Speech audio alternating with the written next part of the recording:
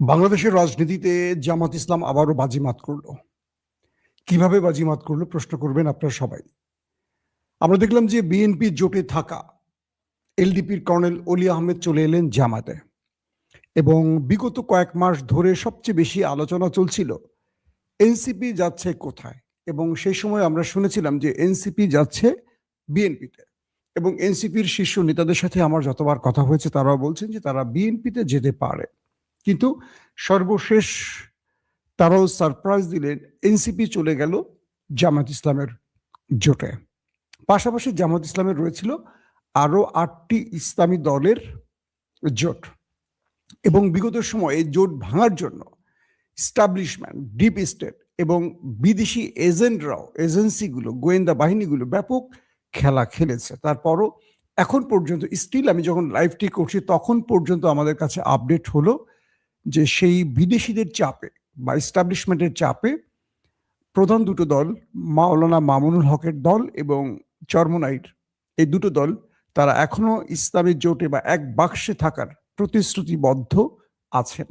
এটি নিঃসন্দেহে একটি খুশির খবর, যদি না নতুন করে আর কোনো দুর্ঘটনা ঘটে, কারণ নির্বাচন 12 ফেব্রুয়ারি, তার মধ্যে রাষ্ট্রে অনেক কিছু ঘটতে পারে।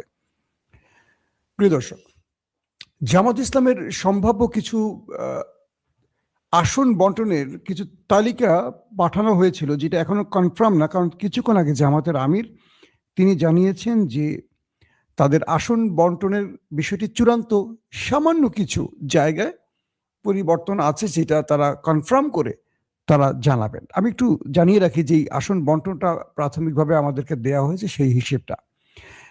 300 আসনের মধ্যে বাংলাদেশ জামায়াত ইসলামী তারা তাদের পক্ষে রাখছেন 190টি আসন।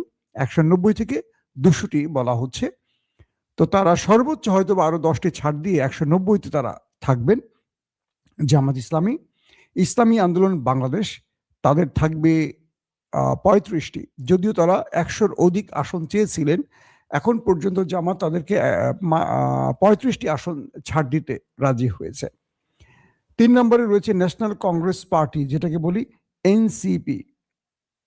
এটা কি এনসিপি, ন্যাশনাল কংগ্রেস পার্টি? আচ্ছা, ন্যাশনাল কংগ্রেস পার্টি তাদেরকে, অর্থাৎ আমাদের এনসিপিকে, এটা কংগ্রেস পার্টি, এনসিপিকে দেয়া হচ্ছে 330 আসন। অর্থাৎ জামাত ইসলাম প্রধানত ইসলামী আন্দোলন বাংলাদেশকে 35, এনসিপিকে 30টি আসন দিতে রাজি হয়েছে, এমনটি শোনা গেছে। খেলাফতে মজলিস তাদের দেয়া হচ্ছে মেবি 15টি আসন। বাংলাদেশ খেলাফত মজলিস তাদের দেয়া হচ্ছে আরেকটি অংশ, খেলাফত মজলিস, একটি হলো খেলাফত মজলিস আর একটা হলো বাংলাদেশ খেলাফত মজলিস, তাদের দেয়া হচ্ছে 10টি আসন। বাংলাদেশ খেলাফত আন্দোলন তাদের দেয়া হচ্ছে 4টি আসন। এবি পার্টি, মুজিবুর রহমান মঞ্জু এবং ব্যারিস্টার ফুয়াদ ভাই যে দলটি এবি পার্টি, সেই এবি পার্টিকে দেয়া হচ্ছে 3টি আসন। Liberal Democratic party LDP, colonel অলি আহমেদের যে দলটি, তাদেরকে দেয়া হচ্ছে 3টি। বাংলাদেশ লিবার পার্টি, তাদের দেয়া হচ্ছে 3টি। জাতীয় গণতান্ত্রিক পার্টি জাকপা, তাদের দেয়া হচ্ছে 3টি। বাংলাদেশ ডেভেলপমেন্ট পার্টি, তাদের দেয়া হচ্ছে 2টো। নিজামে ইসলাম পার্টি, তাদের দেয়া হচ্ছে 2টি। অর্থাৎ জামাতের এই জোটে মোট 12টি দল থাকছে, এবং প্রাথমিকভাবে এরকম একটি তালিকা তৈরি হয়েছে যে যাদেরকে এই আসনগুলো দেয়া হতে পারে। এটা কিন্তু চূড়ান্ত তালিকা নয়, এটি দলের মধ্যে যে আলোচনা হয়েছে সেই আলোকে সবগুলো দল বসে এরকম একটি আসন বন্টনের পরিকল্পনা তৈরি করেছে। এবং জামাতের আমির যে আজকে সাংবাদিক সম্মেলন করলেন, তখন তিনি বলেছেন যে তাদের চূড়ান্ত অনুমোদনটি সবার সাথে বসে করা হবে, সেই ক্ষেত্রে হয়তো আমরা চূড়ান্ত তালিকাটি পাবো। সবচেয়ে বড় ইন্টারেস্টিং যে জায়গাটি হলো, জামাত ইসলাম 300 আসনের মধ্যে 190 অথবা 200 আসন তাদের পক্ষে রাখবে, অথবা আরো কিছু ছাড় দেবে কিনা সেটা হয়তো পরবর্তী জানা যাবে। দুঃখজনক হলেও আমরা চেয়েছিলাম এনসিপি বা এলডিপি সহ বা এবি পার্টিগুলো যেন বিএনপি জোটে আসে। সেজন্য আমরা নেপথ্যে অনেকবার কথাও বলেছিলাম, এনসিপির সাথে কথা হয়েছে, এবি পার্টির মুজিবুর রহমান মঞ্জু ভাইয়ের সাথেও কথা হয়েছে, কিন্তু বিএনপির এখানে একটু কৃপণতা বাকি জোটগুলোকে হার্ট করেছে, কারণ বিএনপি আসলে দিতে চায় কম। এই বিষয়ে জামাতের এক শীর্ষ নেতা একসময় বলেছিল যে আমরা বিএনপি জোটের থেকে দীর্ঘ সময় আন্দোলন সংগ্রাম করেছি, আমাদের শীর্ষ নেতারা ফাঁসির কাস্টে ঝুলেছেন, আমাদের হাজার হাজার নেতাকর্মী হত্যা হয়েছেন ক্রস ফায়ার, গুম, খুনে। এবং ঢাকার রাজপথে যখন বিএনপি ব্যর্থ হয়েছে আন্দোলন করতে, আমরা তখন সেই বিএনপির আন্দোলনকে বাস্তবায়ন করেছি। ইভেন তিনি আরো বলেছেন জামাত নেতা যে যখন বেগম খালেদা জিয়ার বাড়ি ঘেরাও করে বালুর ট্রাক দিয়ে আটকে রাখা হয়, তখন সারা ঢাকাতে বিএনপির একটা কর্মীকেও মাঠে দেখা যায়নি। সেই দিন জামাত মাঠে নেমেছিল বেগম খালেদা জিয়ার নির্দেশে এবং তাদের 3 থেকে 4 জন শাহাদাত বরণ করেছে। এটা জামাতের বক্তব্য। আর যখনই নির্বাচনের সময় এলো, বেগম জিয়া জেলে চলে গেল, তখন দেখা গেল যে এই বিএনপি এই জোটে জামাতকে আর কোনো মূল্যায়ন করলো না এবং তারা মাহমুদুর রহমান মান্না, তারা কামাল হোসেনকে নিয়ে জোট করে তারা ধরে নিলেন যে তাদেরকে প্রতিবেশী একটি দেশ সাপোর্ট দিবে, যেহেতু তাদেরকে নিয়েছেন, যেটি রয়ের একটা খেলা ছিল। সেই ফাঁদে বিএনপি পা দিলেন। পা দেওয়ার ফলে জামাত ছিটকে পড়লো। জামাতকে বোধ হয় 18-20টি আসন দেওয়া হয়। এরপর আমরা দেখলাম সেই ভোট আর কোনো ভোট থাকলো না। শেখ হাসিনা তার মতো করেই বিজয় ছিনিয়ে নিল। অর্থাৎ রাতের ভোট বা কি বলবো যে একসাথে 153টি আসন জয়, আবার ভোটের অধিকাংশ রাতই ভোট হয়ে যাওয়ায় শেখ হাসিনা যে কাজগুলো করছে। তো সেই সময়ের বিষয়টি জামাতের এক নেতা উল্লেখ করে বলছেন যে আমরা বিগত সময় 20 দলীয় জোট করে যত আন্দোলনই করেছি, কিন্তু আসন বন্টনের ক্ষেত্রে কখনো বিএনপি ছাড় দিতে চায় না। তো এরপর আমরা ধরে নিয়েছিলাম যে এবার জামাতবিহীন বিএনপির মধ্যে হয়তোবা বাকি জোটের যারা রয়েছেন তারা হয়তো ভালো কিছু আসন পাবেন। কিন্তু সর্বশেষ দেখতে পেলাম যারা বিএনপির জন্য ওয়েট করেছে এতদিন ধরে, তারাও শেষ পর্যন্ত আর বিএনপির ঘরে থাকতে পারলেন না, তারা চলে এলেন জামাতের ঘরে। আবার জামাতের যিনি আমির ডক্টর শফিক সাহেব আজকে তার সংবাদ সম্মেলনে বললেন যে আরো অনেকগুলো দল এই জোটে আসার আগ্রহ প্রকাশ করেছেন, কিন্তু তারা তাদেরকে নিতে পারছেন না। তবে জাতীয় রাজনীতিতে দেশের কল্যাণে আগামী দিনের বাংলাদেশ গড়ার ক্ষেত্রে তাদেরকে নিয়ে কাজ করবেন।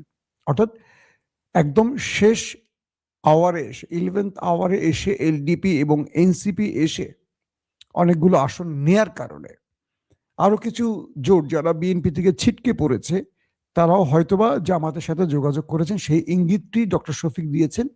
কিন্তু দুঃখজনক হলেও তিনি বলছেন যে আমরা তাদেরকে নিতে পারছি না, কারণ আসন তো একটা লিমিটেড আসনের মধ্যেই সবকিছু করতে হবে। তো তারা বলছেন যে আমরা আরো বেশ কিছু দলের কাছে তারা জামাতে আসতে চাচ্ছিলেন, কিন্তু তারা জামাত তাদেরকে এই মুহূর্তে জোটে নিতে পারছেন না। তবে তাদের সাথে দেশ গড়ার ক্ষেত্রে একসাথে কাজ করবেন, জাতীয় রাজনীতিতে তাদের সাথে কাজ করবেন। একটা ভালো সিদ্ধান্ত জামাত নিয়েছে। প্রশ্ন হলো সবাই জামাতে আসতে চায় কেন? আমি যে কথাটি শুরু দিয়ে বলেছিলাম যে আজকের এনসিপি, এলডিপি বা এই দলগুলো জামাতে আসতো না যদি বিএনপি তাদেরকে উপযুক্ত সম্মান দিয়ে রাখতেন। প্রশ্ন হলো যে বিএনপি আন্দোলন সংগ্রামে সবসময় ব্যর্থ হলেও আসন ছাড়ার ক্ষেত্রে এত কার্পণ্য করে কেন? এর উত্তর হয়তো বা বিএনপি ভালো জানেন। আমি এর চেয়ে বেশি কিছু বলতে চাই না। দ্বিতীয় যে বিষয়টি হলো, জামাত তার জোটটাকে তৈরি করেছে কোন আদলে? ভালো করে খেয়াল করেন। আগামী দিনে নির্বাচনের জন্য জামাত যে ন্যারেটিভ তৈরি করবে, সেই ন্যারেটিভের জন্য জামাত দুর্দান্ত কিছু কাজ করেছে। এই দুর্দান্ত কথাগুলো বললে বিএনপি লোকগুলো কষ্ট পান। তাদের কথা হলো যে মাসুম ভাই, আপনি সাংবাদিকতা বাদ দিয়ে অ্যাক্টিভিজম করেন, অর্থাৎ সত্যকার মিথ্যা হোক শুধু আমাদের পক্ষেই বলবেন, আমাদের পক্ষেই বলবেন। কিন্তু আমি মাসুম ভাই আপনাদেরকে বলতে চাই, বোঝাতে চাই, মাসুম ভাই কোনো একটা দল পছন্দ করতেই পারে, কিন্তু তিনি সাংবাদিক হিসেবে নিজের পেশার সাথে প্রতারণা করতে চান না। অর্থাৎ একজন গণমাধ্যম কর্মী হিসেবে যেটা আমার কাছে সত্য মনে হয়, আমি সেই সত্যটা বলতে চাই। আমার দর্শককে আমি প্রতারিত করতে চাই না, কোনো দলের পক্ষে সাফাই গাইতে চাই না। এটা আমি আপনাদেরকে কথা দিতে চাই এবং সেটা প্রমাণ করতে চাই। যেমন ধরেন, জামাত তার জোটে রাখছে কাকে? কর্নেল ওলি, যিনি একজন মুক্তিযুদ্ধে অবদান রাখা, মানে উপরের কাতারে বীর বিক্রম একজন মানুষ। তার জোটে আছেন কে? যদিও মনোনয়ন বা নির্বাচনে নেই আক্তার, বিএনপির বহিষ্কৃত নেতা আখতারুজ্জামান। তার জোটে আছে কারা? 24-এর যে বিপ্লব হয়েছে ফ্যাসিজমের বিরুদ্ধে, তার যে অগ্রনায়ক একদম প্রথম সারির যারা এই আন্দোলন সফল করেছে, একদম প্রথম, মানে যারা এই আন্দোলন সফল করছে, এটা তো কোনো রাজনৈতিক দলের নেতৃত্বে হয়নি, হয়েছে যাদের নেতৃত্বে বৈষম্য বিরোধী আন্দোলনের সেই এনসিপি, নাহিদ ইসলাম সহ যারা আন্দোলনটি সফল করেছেন তারা। ইতিমধ্যে অনেকেই বলছেন এনসিপি থেকে 30 জন চলে গেছে, এনসিপির ভাঙন এই সেই। এটাকে আমি খুব ক্ষুদ্রভাবে দেখি, কারণ এনসিপি মানি নাহিদ ইসলাম, এনসিপি মানি হাসনাত, এনসিপি মানি সার্জিস আলম, এনসিপি মানি তাসনিম জারা, তাসনিম কি আমাদের সামান্তা নয়। এই নামগুলো পরে আমরা শুনছি। তাসনিম জারা কে? একজন কি বলবো উদীয়মান ডাক্তার এবং একটা উন্নত দেশে তার পেশাগত দায়িত্ব পালন করেছেন, যথেষ্ট ভালো একজন মানুষ, আমি তাকে পছন্দ করি। কিন্তু রাজনীতিতে বা রাষ্ট্রের অবদানের ক্ষেত্রে তার অবদানটাকে আমরা ওইভাবে গ্রহণ মানে ওইভাবে নিতে পারি না। তিনি একজন সাধারণ অন্য পেশাজীবীদের মতো, কিন্তু 24-এ তার কোনো বড় ভূমিকা ছিল না। তো তিনি চলে গেলে বা তিনি থাকলেই বা কি যায় আসে। এনসিপি তাকে জাতির কাছে পরিচিত করেছে, মানে নেত্রী হিসেবে, আর ডাক্তার হিসেবে তিনি সোশ্যাল মিডিয়াতে যথেষ্ট প্রশংসিত হয়েছেন। তো যে এনসিপি এই 24-এর বিপ্লব সাধন করেছে, সেখানটা সেই এনসিপি জামাতে থাকছে। 71-এর মুক্তিযুদ্ধে থাকা প্রথম সারির কয়েকজন যারা বেঁচে আছেন তারাও জামাতে থাকছেন। এখন জামাত তাদের জোটে একটি ইসলামিক বাক্সের জন্য যে প্রতিশ্রুতি দিয়েছিল, সেটা চরমোনাই, হেফাজত, মাওলানা মামুন, খেলাফতে মজলিস, তাদেরকেও জামাত জোটে রেখেছে। অর্থাৎ এমন একটি প্যানেল জামাত তৈরি করতে চাচ্ছে যে প্যানেলকে আগামী দিনে কেউ একটি বিশেষ ইঙ্গিত যে এরা জিহাদি, এরা জঙ্গি, এটা বলতে পারবে না, কারণ সেখানে মুক্তিযুদ্ধের প্রথম সারির লড়াকু সৈনিকরা রয়েছেন।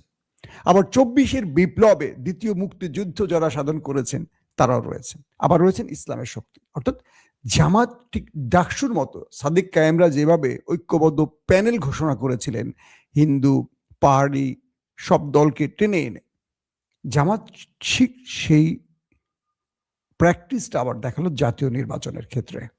এটি জামাতকে একটা ভিন্ন মেসেজ দিবে, বা আন্তর্জাতিকভাবে বহির্বিশ্বের কাছে, ওয়ার্ল্ড ইস্টাবলিশমেন্টের কাছে জামাত তাকে দেখাচ্ছেন একটা গণতান্ত্রিক বা মডারেট ইসলামিক শক্তি হিসেবে।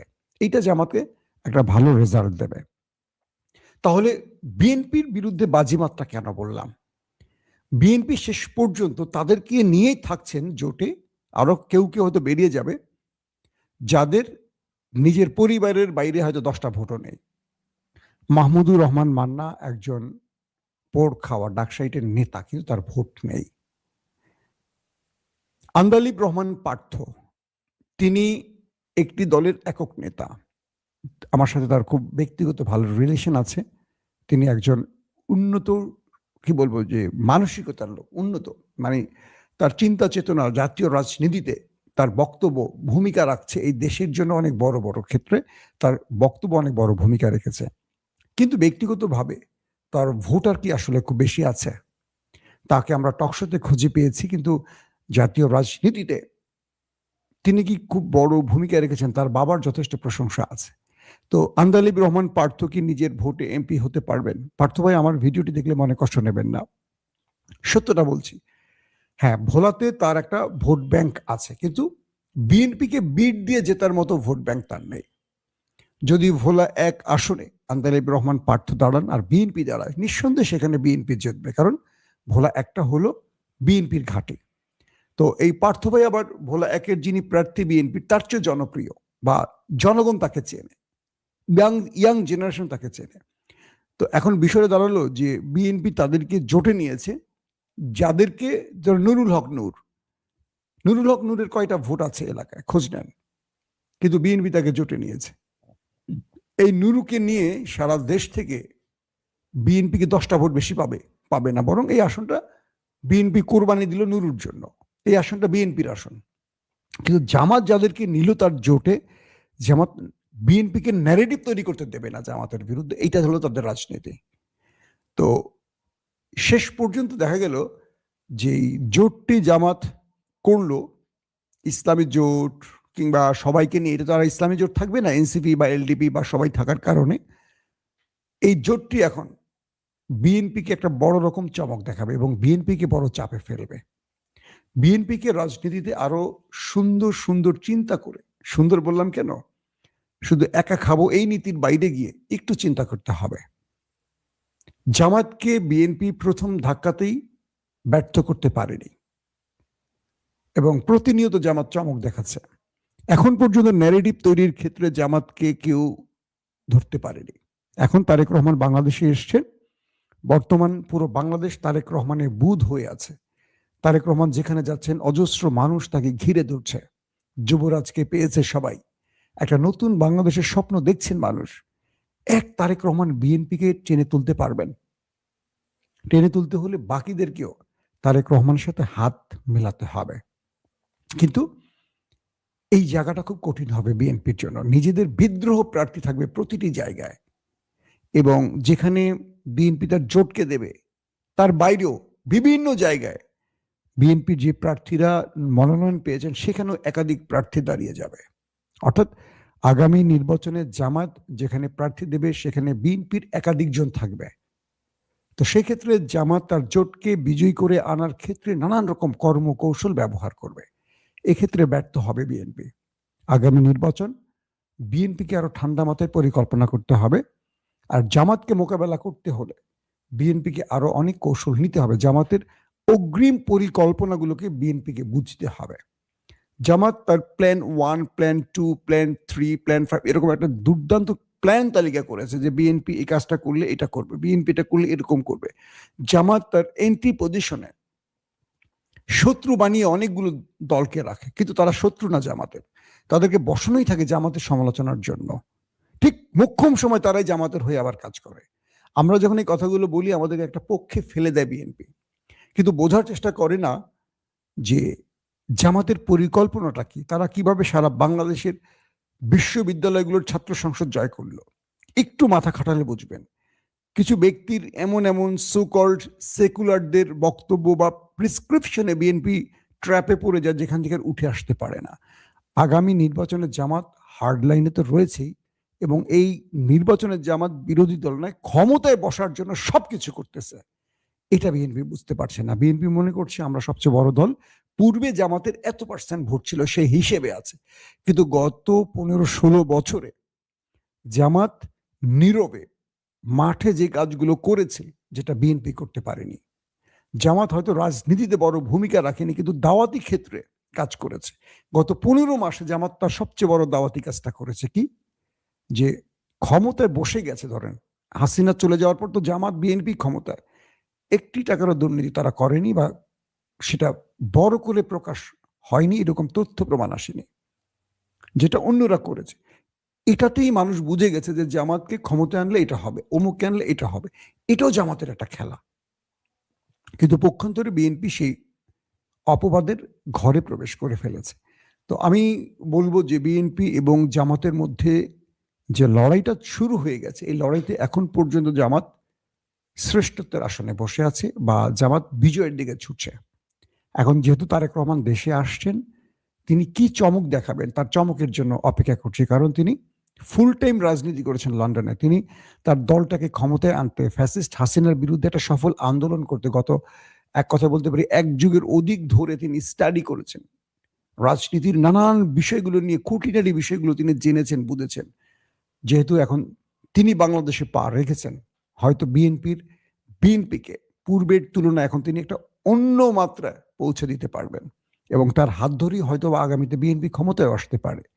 তো সেই সম্ভাবনার দ্বারটি কতদূর যাবে সেটা আমরা বিএনপির আগামী দিনের কর্মনীতির উপরই বুঝতে পারবো।